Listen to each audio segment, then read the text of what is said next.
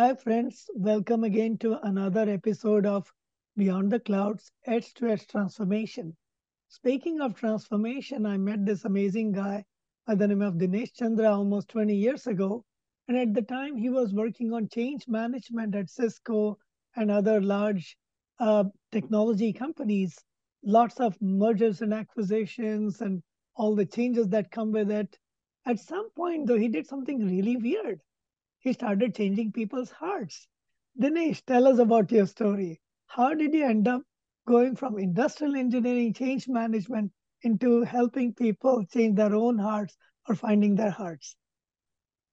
Thank you so much, Shankar, for inviting me. So when I was about 8 years old, I think, and I used to wonder why there is so much poverty. And there is so much technology available, there is so much wisdom available, but why people are poor? So I said, maybe technology is the answer. So I did my mechanical engineering, and which is the country known for technology? Of course, USA. So I just packed up my bags, came to US, studied industrial engineering, and started working with Beckman Coulter. Working there, we had a major success. Coulter was struggling at that time in the sense that our best product, the Japanese were selling their products cheaper than our cost. So we were totally in panic. And being the director of productivity and quality, I took the charge and I went around, checked out. Harley Davidson was an organization which was leading the transformation. So we had Ron Hutchinson work with us, and Hewlett Packard and some of the organizations which were leaders in quality. And we turned Coulter around. And in that process, I started wondering, what do I do next? Just around that time, I met Peter Block. And Peter Block asked me one question: how are you contributing to where you find yourself in life? That was a very powerful question. I thought about it. And I realized why that question is so important, because it's not that other people don't contribute to the issues. Let's say two people are having conflict. Of course, both of them are contributing. But the wisdom of that question is there's not much I can do about the other person, but I can certainly do something about myself, my choices. So that question was very empowering, and it changed my life, that one conversation. And with that, I started responding to my inner calling, which was to go back to India. And I've always wondered why all my life I have kind of lived between US and India. And now I'm getting some idea. So India represents internal growth to me. And that's where my story starts. So when I went to India, I joined iShare Group. I was invited by Government of India Trade Development Authority when they heard about our success at Coulter. And it was a sweltering heat day, June in New Delhi. You know how sweaty it gets. And the air conditioning broke down. There were about 10 people sitting there. All of us were sweating. But obviously, they were interested in quality, so they stayed there. So Dr. Satyamurthy was very interested, and he came to visit me in Miami, Florida, saw the work we had done, went back and organized a meeting with his team leaders and his top team. And there I met Vikram Lal, who was the chairman then. And on the first day of our workshop, he invited me to his home. He said, "What would it take for you to come back?" I said, "Only thing I want is your time." And he agreed to that. So we moved to India. And at the height of my success, when Aisha became very successful with 6 different factories they had all over India, Aisha Tractors, Aisha Motors, most notably the Enfield motorcycle, which we turned that around. That was the biggest joy of my life. And today, Enfield is the cash cow of Aisha Group. And the interesting note, it was designed in England, but they stopped making it. Now, India is exporting that vintage motorcycle of the World War II movies. Now, India is exporting from that factory in Chennai to England and to the rest of the world. So that all that was going on, but this is where my transformation starts. So one evening, my brother-in-law, who happens to be a hematologist, he's in town, and he says, "Sit down, I have to give you some news." And he tells me, "Dinesh, your wife had leukemia, and untreated, she has 3 months to live. You know, Shankar, that moment, with all my success, the societal way of looking at success, money, power, fame, meant nothing. It felt like somebody pulled the rug under my feet and I fell down. And then when I got up, I was a different person. And that's where I felt my transformation began. And from hospitals to hospitals, from Pittsburgh to Miami to Sloan Kettering in New York, a bone marrow transplant. 2 years later, she passed away. But in passing away, she gave me a gift. And that's where I shifted from my head to my heart. So I realized that we are not complete if we only operate in head.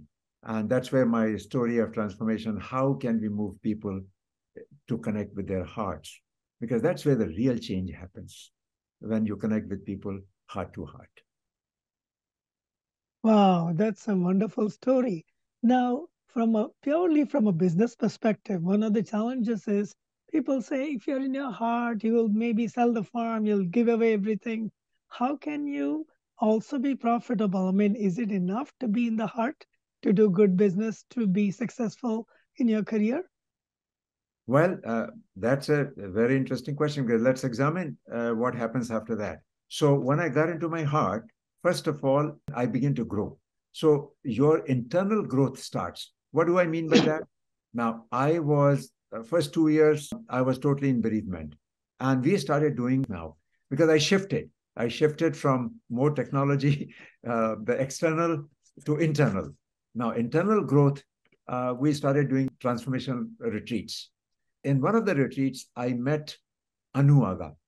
She was the chairwoman of Thermex Corporation, very well known. And she had lost her husband and only 25-year-old son in the same month. We thought that she's not going to come. Nevertheless, she came to Dharamshala, and I saw her so cheerful. I said, this is unbelievable. This is not possible. So I asked her, Anu, are you real? How can you be so cheerful with what the tragedy you have seen? She smiled. She said, why don't you come for a walk with me and I'll tell you a story. And Shankar, I went for a 30-minute walk with her. And when I came back, again, my bereavement was over. I was a new person. And I realized that as internally you begin to grow, so your journey continues from your head to your heart, and it doesn't stop there. You continue your go to deeper and deeper consciousness. I raised my two daughters, and they were 12 and 10 at that time. And raising them also gave me an opportunity to balance my feminine and masculine energy. I used to make dinner for them in a very engineering fashion, make it and serve them out of the main pot. And I had a caretaker for them, Jane. So I asked Jane that when you serve them, they're very happy. When I serve them same food, they're not that happy. She said, you don't understand. Girls like beauty. Don't serve them from the pot. Set it up, set the table, set some flowers, give them nice bowls, nice plates, cutlery. And all those things, the beautifying things, the beauty of life, they are as important as the technology. So I think that's the inner growth, the beauty, the joy. And so I kind of balanced my feminine and masculine energy. And that journey continued. The girls grew up and they left home. And I had the privilege of meeting Dalai Lama. And this was about 20 years ago. And we asked Dalai Lama one question. I was at a crossroad in my life and I said, what is true wealth and how do we create it? Because what I call my first mountain of success, where you are going by the societal norms, ego-driven, and you get your job, career, anything you want, you work hard for it, you're persistent, and you get it. And Shankar, you have done an excellent job, so you know yourself how you became an entrepreneur. So it requires that persistence. After that, what I faced in my life, it meant nothing at that time. So I said, what is the next step? Rightly at that time, met Dalai Lama. You ask the question and the teachers show up. So the Dalai Lama answered that true wealth question by saying that there are tangible wealth and there is intangible wealth. He said, tangible wealth, you all know, your house, your bank balance, your cars and everything, stock market and everything. But your intangible is something different. So I gave some thought to that intangible, and I made a matrix for myself about 10 intangible. I co-edited a book that came out after that open space in Dharamshala, and that was called What is True Wealth and How Do We Create It? And in that book, I had that matrix of 10 things I'm going to measure. One of them was, how do I listen? And my youngest daughter, Sonia, is the best. I said, Sonia, how good I am on listening on a scale of 1 to 10. He says, Dad, you're about 3 out of 10. So I said, okay, I've got a long way to go. And now I started focusing on those. So I would say for last 15 years, I was totally focused on grounding myself. And thanks to my second wife, I met her just around that time after meeting Dalai Lama. She was here in California, so I moved from Florida to California. All the people you meet in your life, they're all your teachers. At times, it's very difficult for us to understand when we are going through our conflicts and challenges. We say, oh my God. But now when I connect all the dots of my life, everyone who shows up in your life is a teacher. It's your choice to take the gift they're offering you or not to take. So I have received a lot of gifts. I told you from Peter Block, I received a gift. From my first wife, I received the gift of shifting from my head to heart. And my second wife, I received a gift from my heart to getting into deeper consciousness where I am today. I met one more interesting person, Mia, of Finland. You know, like your already teacher shows up. Mia Ayatollah, she was a big help in what do we mean by getting conscious? Well, we operate mostly on autopilot. Subconscious controls 90% of how we behave, what we do. But if you begin to examine the patterns of your life, songs you like, movies you like, people you're attracting to, and if there's a pattern of certain people, say, why those people show up in my life? I had a friend, Joe, he was married 3 times. I said, Dinesh, why do I attract the same kind of women again and again? And I said, Joe, have you ever wondered what is it that is attracting the same kind of people? So I think that gives us a chance to understand our own patterns. And again, remembering Peter Block's gift, if I focus back on my own self, so that told me that the more light I put on those subconscious, the more conscious I became. And that really helped me because with that consciousness, I realized that I have choice. In every moment, I have a choice. I don't have to act what my forefathers and grandfather did 10,000 years ago, which I carry in my genes and my sanskar, the Sanskrit word for that. I have a choice to be free of those sanskars and patterns. And in this moment, as a conscious human being, I have infinite choices. Of course, you can make very conscious choices. I'm making now of living a healthy and happy life. And my mission now is to create this blue planet of ours into blue zone, a little bit happier, a little bit healthier. With this inspiration and with all my learning, connecting all the dots, I launched a new organization 3 years ago, Global Wellbeing Network.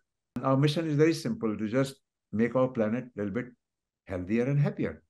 The best way to bring about a change is through corporations, through entrepreneurs, because entrepreneurs create that energy. With that energy, we can reach out to a large number of people. And that's my goal now, is to reach out to a large number of people and share this message. Of course, it's very easy, but the path is arduous, and it took me almost all my lifetime to get here. So I want to share that learning and knowledge, work with organizations. And fortunately, we have 3 or 4 organizations now who have signed up to create a culture of well-being. So that's where I am today. Dinesh, I see this picture behind you of 2 mountains and the sun rising. Can you tell me what it really means? You talked about the first mountain, but can you continue that story?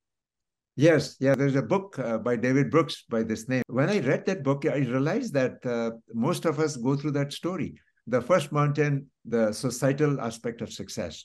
But the second mountain starts when you begin to realize that the challenges of your life, and sometimes you get in the valley, like I got into the valley with facing my personal challenges of life. And I call universe as equal opportunity ego buster. So when you're on top of your ego, when you have climbed the first mountain, that's where I think you get challenges. And if you open up your heart, like Rumi says, light enters through your heart. In that moment, if you choose to use service and you begin to expand your consciousness, like Einstein, I was struck by his statement that our purpose should be to expand our circle of compassion and to include all beings in there. I never understood the meaning of that. When I heard from Dalai Lama that we should take universal responsibility, then also I explored how can I can't barely take responsibility for myself, barely for my family. How can I take universal responsibility? Sadhguru reinforces that point. The more responsible you become, the more you expand your power, the more you expand your consciousness. Taking responsibility for the whole is the beginning of the second mountain journey, what psychologists call self-actualization. In this journey, you take responsibility for a larger self, maybe for your community, maybe for your city, maybe for your nation, or maybe for the planet. How can I contribute to make life better for one human being? Or if you can touch 100,000 or a million, the possibilities are infinite. So that is the second mountain where we begin to serve a larger purpose. I'm sure you have heard that universe conspires to support a larger purpose. If you're very committed to your intention, you're very focused, you become successful as an entrepreneur or whatever you're doing in your career. I got a taste of it in 84. If you remember, there was a Union Carbide Bhopal crisis. And I had just been in Bhopal a week ago. I got back to US and, this major disaster and thousands of people can't breathe. I knew the local doctor, N.P. Mishra. So I called him. I said, Dr. Mishra, what can we do from US? He said, Dinesh, if you can send a duck called Theodore, it's a bronco healer. It can help thousands of people who are suffering from lung problem, breathing problem. And I had a first-hand taste of that problem because my younger daughter, when she was young, she had asthma. So when she could not breathe, we had to rush her to the hospital. So I could instantly relate to that. And I got on to the job.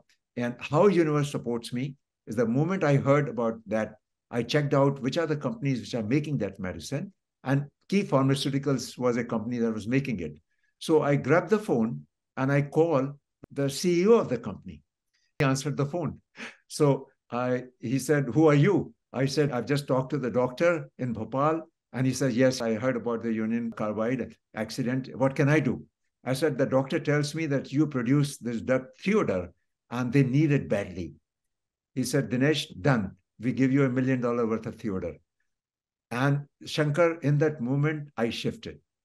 I realized the power of when you align yourself with a larger purpose, your universe will support you. The next step is how do we air fly to Delhi? They needed it immediately. So we make our team and we start calling airlines.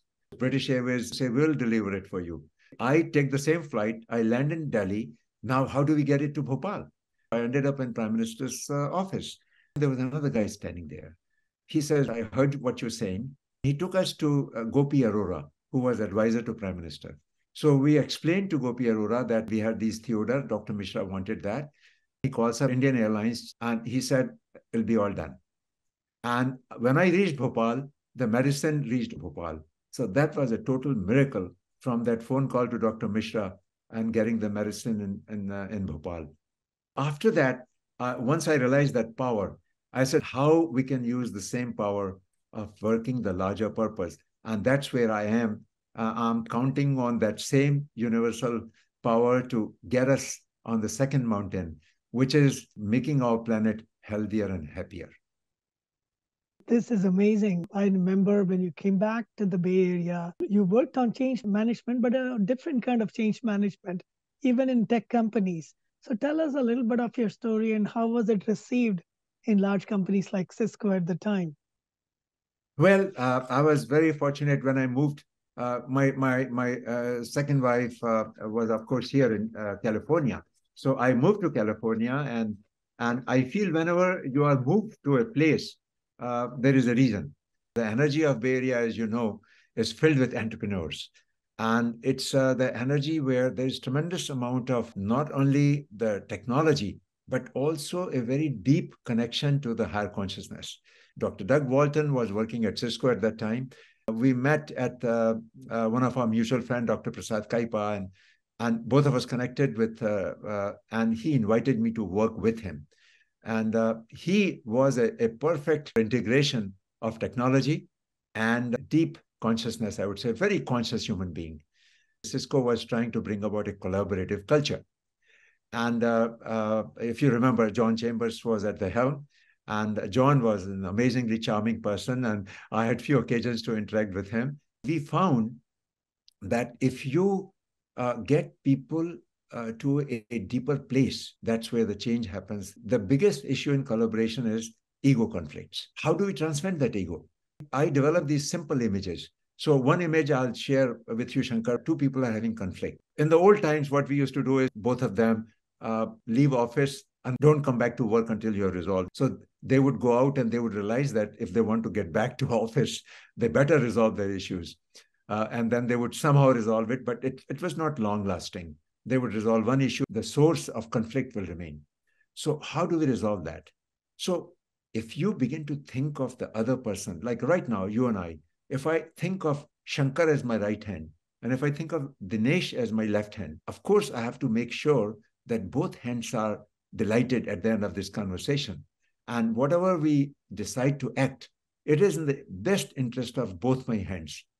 If we begin to develop this kind of deep connection with each other, you don't need to talk about team building and collaboration and play games. The best example is, I would say, Doug and I. Both of us collaborated so deeply. Today, we are the co-founders of Global Wellbeing Network because of that connection. So I have found it's very, very important to create these deeper connections. Not only your professional life is satisfied, but your personal life also benefits from that. Unfortunately, in organizations, we don't encourage that. So if somebody is, let's say, he's burnt out or he's stressed out, they do not want people to discuss their personal issues. They want people to leave emotions at home. And at the most, if personal has an issue, they'll send them to EAP, Employee Assistance Program. And those programs, you are sitting with a counselor. There is no support system. And as Dr. Dodi mentioned, the biggest thing for human beings, why they live long and healthy life, what we learned from Blue Zones, is a deep sense of connection. Our corporations are not aware of that yet. That's what I'm looking for, those kind of leaders who are aware that how important that emotional connection between human beings is. And what we do, we use that human connections to work towards well-being. So some of my clients with whom I'm working, what we encourage is the leadership team to pick one thing they want to change, which is for the well-being. Fortunately, egos don't come. Because if the whole team is talking about how can we make each other healthy and happy, all of them agree. It's not a career issue where they begin to compete. It's well-being of all. How we can help each other. They begin to support each other. They begin to connect with each other emotionally as well. If one person say, I want to go walking every morning, but I'm not able to do it. And it turns out one person is walking. He says, hey, why don't we both of us go together? So they're supporting each other. And on top of that, what we also do is once a month, we have a gathering. You probably know that the most successful organization with transformation is Alcoholic Anonymous, which is dealing with a very difficult subject. And what is the powerful thing? Once again, connection with people. It's a support group which meets every week and where they share, they are vulnerable, they're authentic, they're connecting heart to heart at a deeper level. That's where the change happens. So what we are finding is we have this 12-week program. Every week we meet with their leadership team. And what we are finding is in that process, not only they develop one habit which is very, very important to them, which they've been trying to change, they also develop an emotional bond with each other. And even after this meeting is over, when they get into their other meetings, that bonding continues. They begin to look at each other from a different perspective in a more compassionate way, that we are all human beings. We are something deeper. We are not the body, but we are also a consciousness.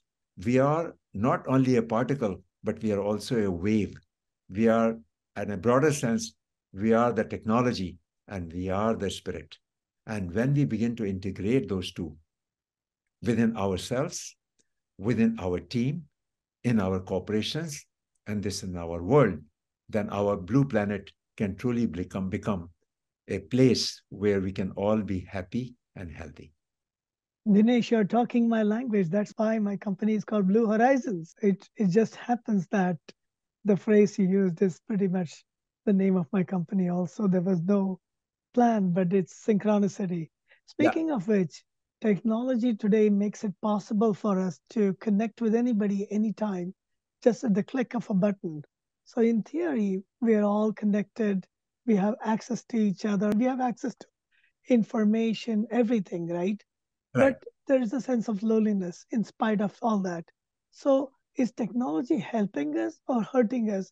Well, you have just asked the perfect question, Shankar. Thank you, because I have been pondering over this question ever since AI is making such great strides. So I think of AI as no different than when the fire was invented. When someone millions of years ago clicked two stones and a spark came out. And when the knife was invented, and when the nuclear technology was invented, what do they all have in common? We can use fire to for a lot of useful things, and we can also use fire to burn things.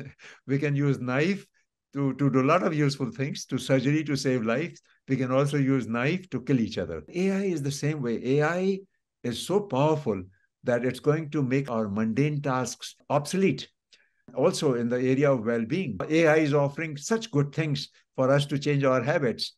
But at the same time, AI could be very destructive. And of course, it requires tremendous amount of controls. It cannot be unbridled technology. While this technology is taking exponential leaps, as human beings, we also have to take exponential leaps to match up with the technology. We should not worry about the mundane things which we have been doing. We need to focus on connecting with the source to do those tasks which AI until now is not capable. How do we encourage our teams, our professionals, our associates to access the deeper self? And for that, organizations are now welcoming mindfulness. We have to make our human beings more conscious so they don't operate their life subconsciously. We have to provide opportunities for them to grow, for their internal growth, for emotional growth. And for that, we have to do much more beyond EAP. We have to provide these kind of emotional support circles inside the organization. My friend Liz Wiseman calls it accepting people as whole, not treating them in fractions, that you only bring your intellect here. No, we want you as a whole human being. Your physical body is important, and organizations are doing a lot. Many organizations have gyms and all that, but well being is much more than that. Well being is creating a culture where people collaborate with each other, where people are going for the second mountain, where people are self actualizing, where they do not get caught up in the ego conflicts, where people are connected to each other, where they treat each other as my right hand and treat themselves as left hand. When we create that kind of culture where leaders are authentic, where leaders are vulnerable, they have no problem saying that, hey, I'm stressed out. We have problem. How do we solve it together? That's the culture. Then we will optimize the stress. But if we continue to use fear, which we use in Bay Area at Christmas time, the bottom 10% will have to go. And the whole year, people are struggling not to be in that bottom 10%. I always used to ask in our retreats, can the deadwood please raise their hand? Nobody is deadwood. We are all alive, conscious human beings with infinite potential. If, if we are not performing our highest potential, then we need to think it through.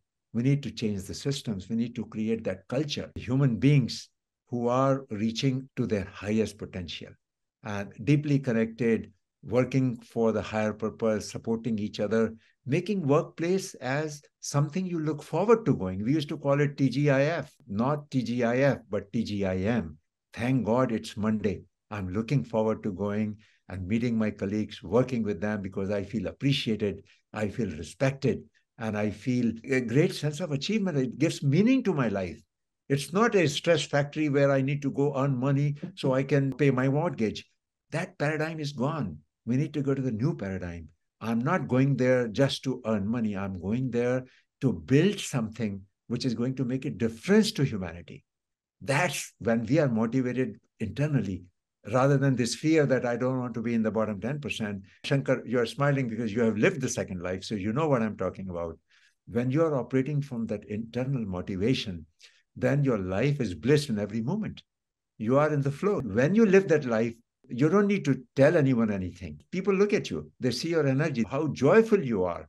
And that joy is very, very infectious. And then you begin to transform people.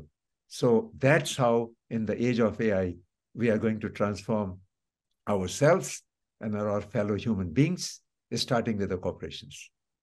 Well, really, you're making a lot of sense now. I must say, thank God it's Wednesday today. Every moment, every minute, everything we do matters. And I'm glad you're talking about these things, Dinesh. And to everybody listening out there, I'm always looking for different views. Yes, we are in the midst of chaos. So much is changing every moment. And I was going to ask you, what will people do if there's not enough work? There's a ton of things to do. So let's find ways to connect, to find meaning in our life and in our work and in our technology. You talk about balance, and it's such a dynamic thing. I feel like I'm in a circus all the time trying to balance. But yes, it's an art and it requires practice. Thanks again for the reminder. We are all trying for that. As I talk to you every day, that balance is the challenge. And that's what keeps me going and get up in the morning and jump out of bed.